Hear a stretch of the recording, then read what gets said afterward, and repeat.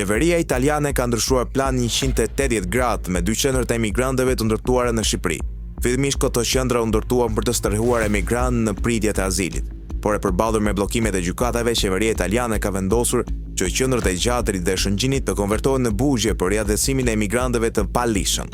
Ministri i Brendshëm italian konfirmoi një ulje të ndjeshme të ardhurve të emigrantëve fal politikave të parandalimit, duke nënvizuar se si qendrat shqiptare të Gjatrit dhe të Shëngjinit mund të përdoren për të forcuar sistemin e riadhesimit.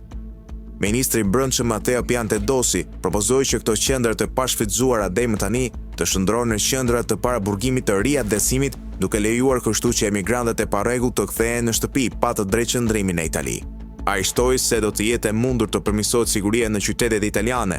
Piantedosi theksoi gjithashtu se arjet janë ulur me 17%, krahasuar me të njëjtën periudhë të vitit 2024, vit që tashmë kishte një ulje të ndjeshme.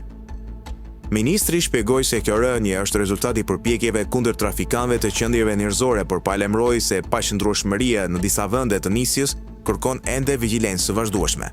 Rikonvertimi i qendrave nuk do të kërkojë investime të reja, pasi objektivat janë të pajisura me hapësirë të nevojshme për riadhesim. Ministri shtoi gjithashtu se efekti parandalues do të rritet me rritjen e numrit të riadhesimit, me një rritje prej 35% krahasuar me një vit më parë.